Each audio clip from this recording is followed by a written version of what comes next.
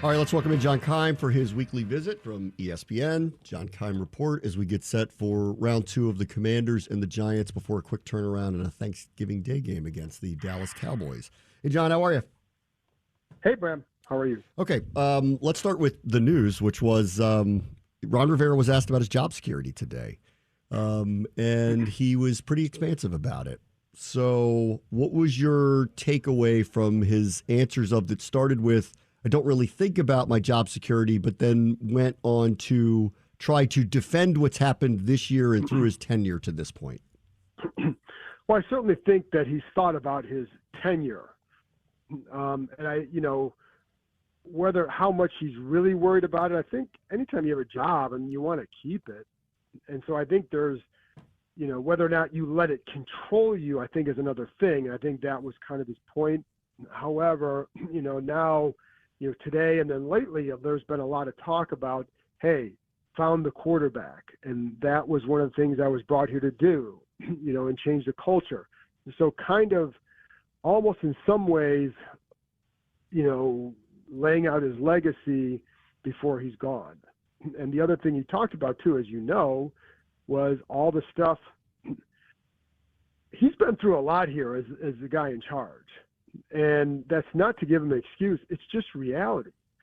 And, it's funny because they've gone through all this stuff because of Dan Snyder and the organization. And, clearly there have been coaching issues, right? I mean, they haven't been perfect on the field by any means. It's been up and down. And, there are a lot of things. There are mistakes in personnel, et cetera, and decisions on who to start at various spots and free agent, whatever, all that stuff. But all the other stuff has just been incredible. And so that's some of the stuff that he talked about too, is just what the stuff he has been through over the last 3.5 years that would be unlike what most other coaches would ever have to deal with. And the funny thing is, after 3 years under Dan Snyder, his record under 3 years was equivalent to, Mike Shanahan's, Gruden, Joe Gibbs. Nobody had a good record here. And, the stuff he had to deal with was a lot. So I think he, that was part of it. But I think, his point now is like, hey, in his mind, he was tasked to change the culture. And obviously now this year it's been find the quarterback. So I think a lot of that is understanding of his situation and just, trying to say, well, I'm going to leave something. And if I leave something and it's a quarterback, then I can walk away in peace. Okay. So I'm sure this is not the first time you've at least talked to him about. He did this in this group setting with us today. But Right. but I'm sure you've broached it with him. I did a little bit in the summer when everything was changing and just his thoughts about here we are heading into this season. And obviously there's a lot of change. What do you think? And I talked to him and I had, the answers he gave then. But I do want to ask you now, through periodically and up to this point and talking to him about it, he wants to be here, right? You get that sense that he's fighting to remain the coach and potentially GM president of the team. I think there's a couple of things. First of all, if he comes back, honestly, I don't see any way that he remains a GM. That's not what Josh Harris does. He's always been a hire the GM, have the coach, and have separation of the powers. I don't see that changing. There's been no proof that should continue. So I don't see that continuing. So the question would be, could he accept something else? And I do think he would. But, I've always gotten the sense that he would want to continue because I think he feels like they are finally in a place where they have been able to start building the way they want. And now you have a lot of cap room, you have all these draft picks, and you have your young quarterback. But he had told me this summer, he's like, hey, if we go 8-1 again, and and next year they go and they get rid of me, and next year they go out and they win, and they have their quarterback, just give me my ring. Yeah. So in other words, the whole thing was about building what I want to leave this place in a good spot. So he understands. He's been through this. He understands the score here. He understands that the number one thing I've gotten from him in various talks over the season is he knows that it's about production for a player and for him. That means winning. So, do I think he wants to be here? Yes. Do I think that he would welcome a reduced role? I do, but that's, he hasn't specifically said that. It's just a sense I would get, because I think he also knows he wouldn't be coming back if he had the same role. It's just not going to happen. So, I don't know that Harris would even want. I don't know that he would offer that opportunity, but I don't think that it would happen anyway. So, but yeah, I think he'd want to come back as a coach, because I think he feels like this place is finally going in the right direction. Okay, well, let's talk about that for a moment. Like, it was quite a bet on Howell, because he was inexperienced. Yeah. It was quite a bet. And I would say largely it has worked out. It's the sack totals are crazy. He does have a lot of turnovers, but the clutch gene is there.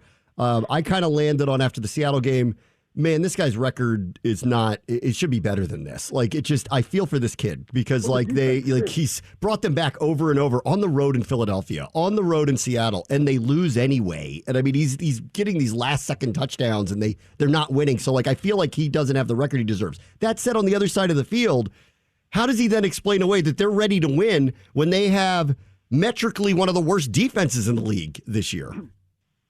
Well, I didn't say they're ready to win this year. Well, but I think that was when he said just give me my ring line. I know. It's like, well, wait a minute. Like, you guys don't feel like you're on the cusp, That was before the season started, at a point where they were coming off a year where they had a top 10 defense statistically.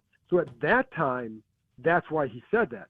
Right now, that was a quote that was given in August. So I don't think, I can't apply what's happened now, because at the time, did anybody think the defense was going to be this bad?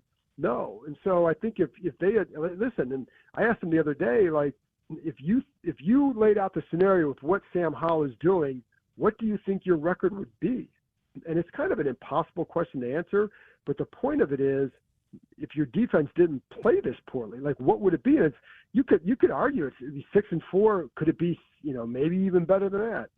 So, but yeah, no, I mean, I think right now defensively, clearly they need some help, and you're going to need help on the offensive line. So I don't know that you can look at this and say next year you're going to be taking this big jump. I think I think you have to go see what changes are made in the off season, but I think the defense has been a big disappointment, and that is also part of the record.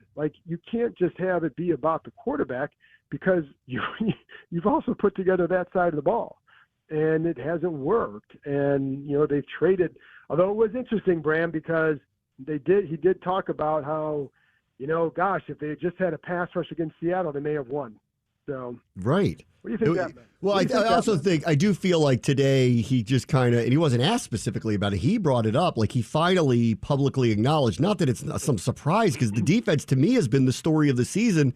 They've been a massive disappointment, somewhat individually and really collectively, and he finally just blurted out today. He's like, Gino was struggling, and if we just had a pass rush, we might have had a different outcome last week, which was, that's the way I felt about it going in. You're going to find out if you have a pass rush. This guy's thrown it all over the field, and as the game wore on, clean pockets, huge holes up the middle, big plays left and right. It's been the story over and over and over, and if you told me in August that this is what the defense would be in Week 11, I never would have believed you. So I don't know what happened either here. Well, no, I wouldn't have believed it either. I think it's easy to see, because things change from year to year. But if you say, okay, they're not going to be a top 10, but they're going to be middle of the pack, yeah, I could see that, because that happens.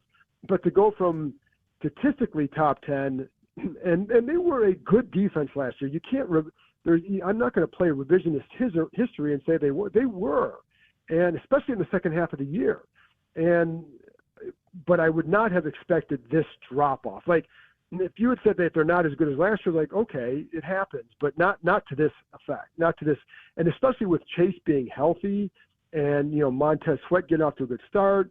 I like the secondary, but the secondary's been bad, and some of it is the lack of development by Emmanuel Forbes, or his development and overall, and where he's not where they need him to be.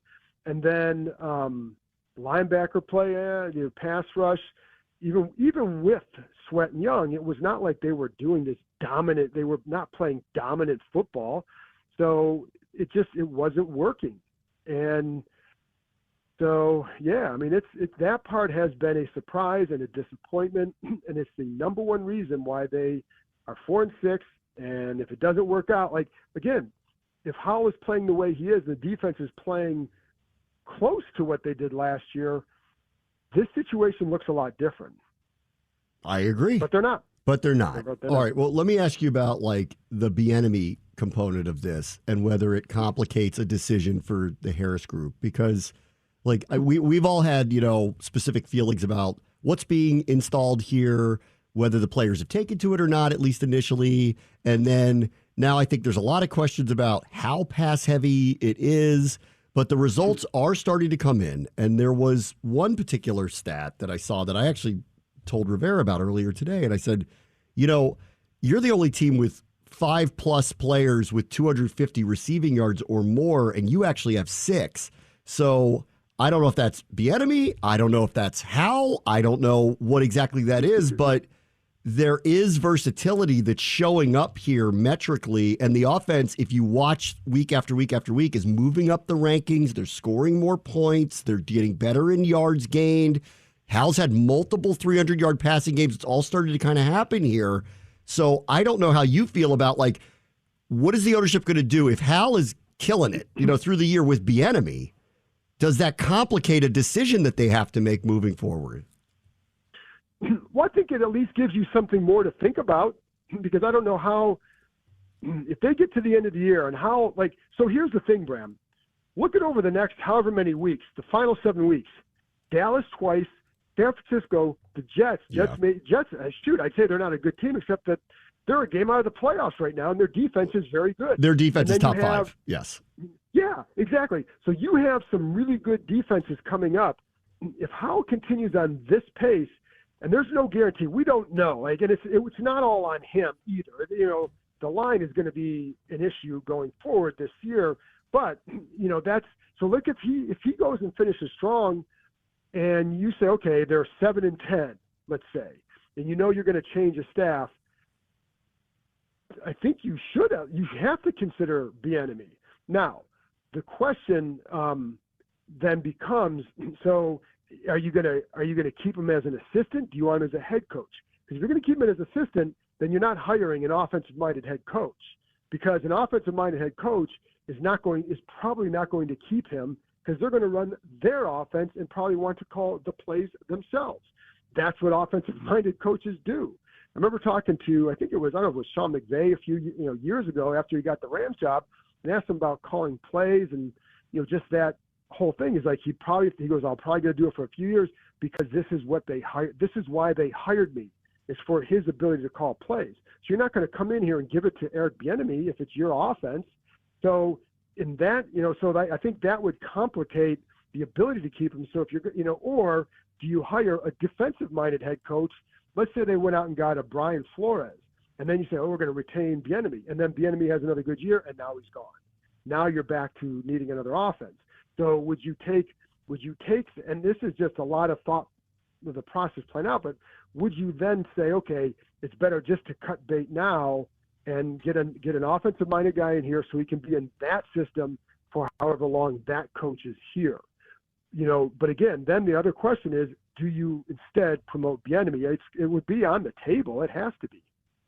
I mean, the way I feel about it is, like, everybody who talks about, like, this is going to happen or this is definitive, Hal's development, which is the bet that Rivera made, does complicate this. Because if you do really think he's thriving in this offense, in this system, and even their record is not where you want it to be, I think it complicates the decision. There's no guarantee if you break everything up and you bring someone else in here that he performs to this degree with somebody else. So that's where I think this is a little bit more complicated than people are giving it credit for. Like, they think it's so easy to make this choice to wipe everybody out, and I don't think it is at all. No, I don't think anything's ever that easy. And keep in mind, too, like, you're going to have to then parse out how much is it the offense and how much is it Howell.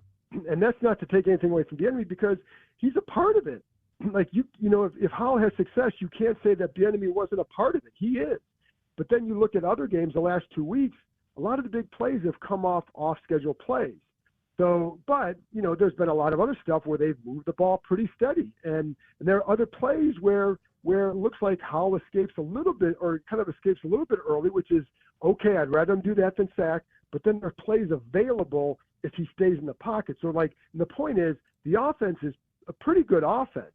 And so you take all that into the factor into the equation. But I agree with you, it's not easy. And what if they came back and said, listen, Rivera, we want you to stay on. You keep him Bieniemy because he would keep Bieniemy, but you got to change the defensive staff because it's just too up and down. I don't know if I'd put that on the list of the possibilities. I don't know. I have no clue if that's like a 2% chance or what.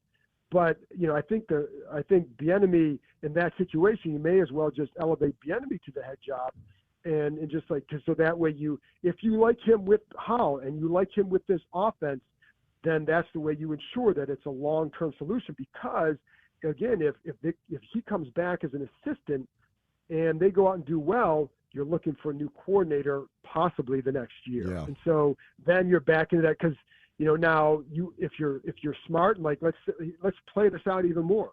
So let's say they keep Tavita Pritchard as a quarterback's coach in that scenario. Would he then run the same offense, and at least you have that continuity? But then in a few years maybe he's a head coach. Maybe this becomes another cradle of coaches for the NFL, and we see these documentaries in 10 years about all these guys were here on one staff. But it's like I think there's a lot of ways to go, but that's why it wouldn't shock me because this is a big analytics group, as we know, and I absolutely, and we talked about this a couple weeks ago, but I absolutely believe that analytics from Eugene Shen coming on board, that altered the direction of the roster building, and has to be. I know that's partly why Montez Sweat, for example, is not here. Yeah. So if you're into that, I'm going to guess the analytics are going to tell you that the offensive-minded head coaches are the way to go. Okay. So that's and this is just playing it way out. And I don't know anything for sure. That's just trying to think like somebody else. Okay. All right. So you mentioned earlier that you believe they'll hire a GM and split the duties up. I also believe that to be the case. I don't know who. I don't have any beat on it, but that's my gut is that will happen. And I agree with you. We'll see how Rivera fits into that down the road. Whether he remains the coach or not. We'll have to just see what happens. But I do believe they'll bring in a GM. So with that in mind, this is why I have not put any stock into all of these rumors about Bill Belichick coming here. So I wonder where you are, because it's beyond smoke. How many people are linking him to here? I've never believed it was going to happen. No, the smoke might be coming from what they're inhaling. I will say that. It's just because it's you have people out there who to me are becoming fake insiders. And I'm not going to name any names on that one, but it's like, oh yeah, I heard this too. No, you didn't, because it's not out there, because it's not hard to get it dismissed. So, you know what I mean? Like, now, could you just say for 100% certainty that Belichick wouldn't be here? Like, I was here when Marty Schottenheimer went on TV and said he'd never work for Dan Snyder, and 3 weeks later he's being introduced at a press conference. So, but I don't see that happening at this point. Neither do I. And plus, all along I'm like, okay, one, is he going to work for whichever GM they hire? Probably not. Two, are they going to trade a first-round pick for him? Probably not. No. No. Right. Three, now, while it's hard to say, we don't think it's the right move to get the winningest coach of all time to coach our team, he is in his 70s. I don't know. Go look at their drafts, too. I mean, recently, go look at their drafts. I don't know. The analytics minus Tom Brady are not favorable to Bill Belichick. And again, because he's 71, but and the other part of it is he's been somewhat vocal about analytics and not being a big analytics guy. Now, I've been told that he does incorporate them into whether it's contract discussions or other means, but he's not a big analytics guy. This is a major analytics group. You do not want to marry, I'm from Cleveland, so I paid, my family's big Browns fans, so you pay attention to what their organization was messed up for a while, because they would have a guy in charge who believed in analytics, and the owner would hire someone who didn't. You can't have that. You've got to be on the same page, whether or not you agree if it's the way to go, but you've got to be in accord, because otherwise it fractures. So that's another part of the equation in this. And so I think I would just say, do the math. It doesn't add up. Yeah, I agree.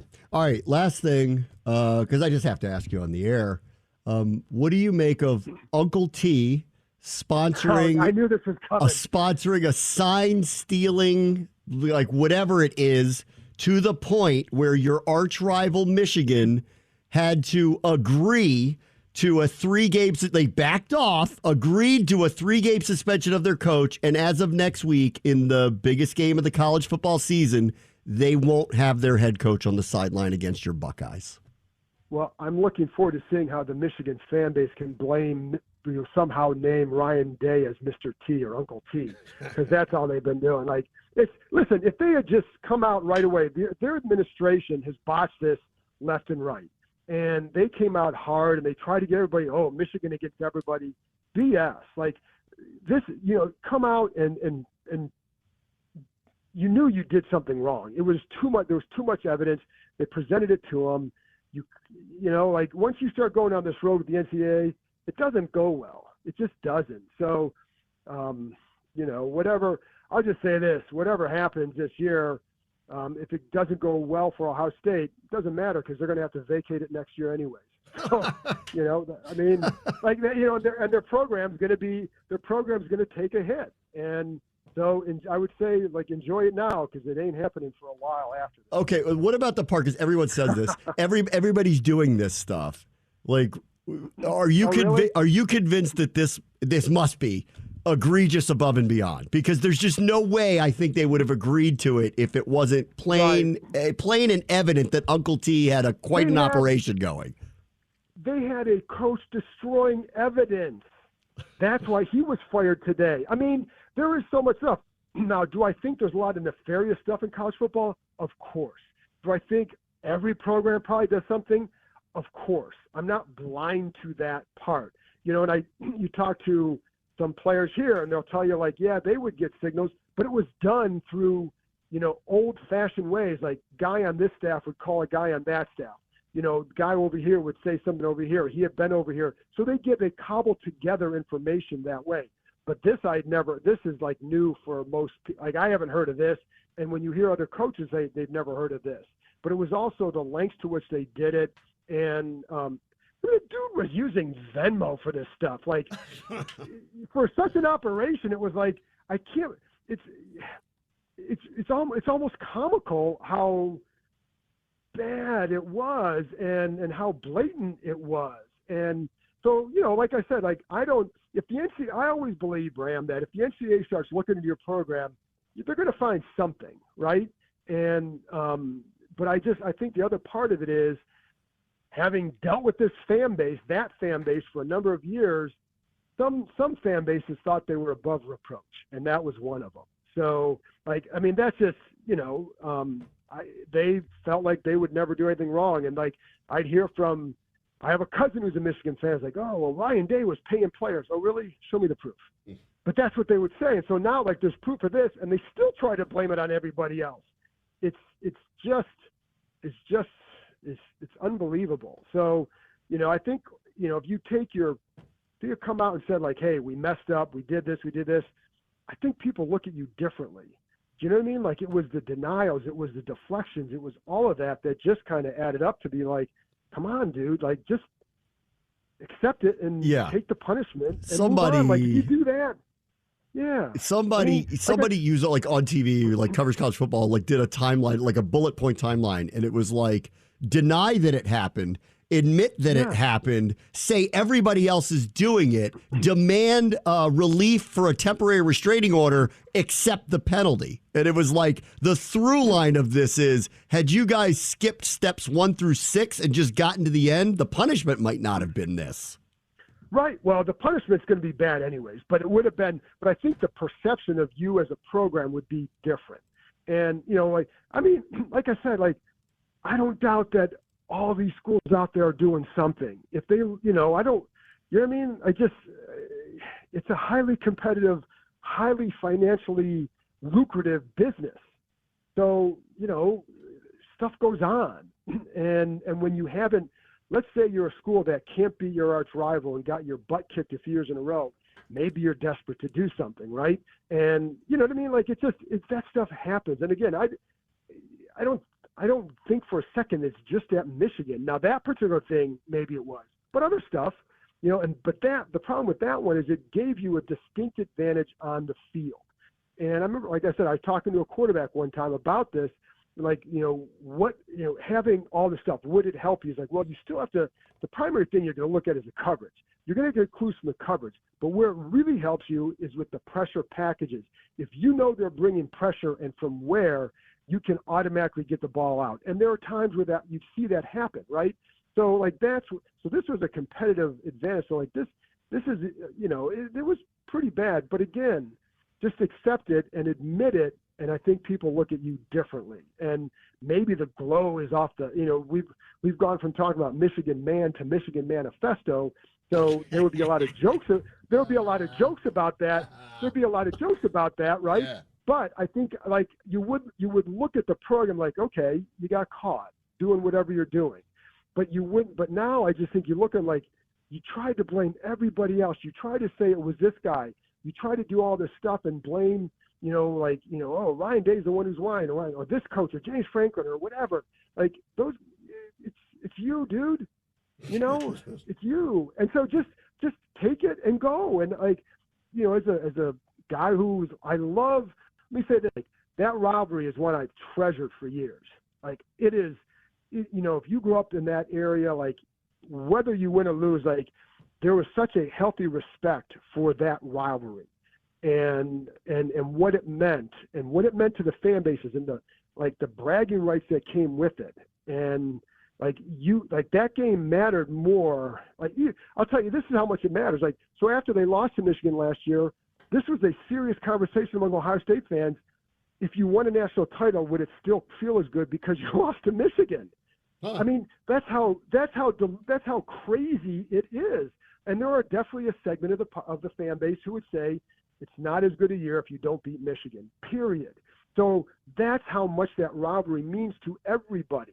And I think that this certainly throws it for a loop. Like no matter where it goes now, it's like, it does. And so, which is unfortunate at least for a little while, but if Ohio State wins the next 20 years, I don't care. What if you found out? What if you found out Uncle T is Adam Schefter? Would that bother you? If you found out this? I can't comment on that. All right, John. Thank you. But Uncle T, this, the characters that are going to come out of this. Connor Stallions on the sidelines for the Central Michigan game with his little blue spy glasses. I mean, this is allegedly on the sidelines. They haven't confirmed that it's him yet. Ooh, I don't know if it is. But with the glasses, I mean, there's some really good stuff for a show. I mean, the 30 for 30 on this is going to be phenomenal in whenever it comes out. If Loxley has some cojones, he has someone dressed as Connor Stallions and someone dressed as Uncle T on his sideline this weekend for Maryland. That's what I want to see. You got to have and a Jim Harbaugh. Yeah, Harbaugh, Uncle T, and Connor Stallions all on your sideline. That's what I want. Here's whoever operates the scoreboard. Maybe you just put up Mr. T on there. Mr. T, yeah. Uncle T. Or just it's all about spies like us or the spy who loved me. There's a theme. There's a theme for this day. Get me in touch with their scoreboard people. There's a good theme going here, Bram. Yeah. All right, John. I'll see you at the stadium on Sunday. Thanks. All right, Bram. All right, John Keim from ESPN, John Keim Report.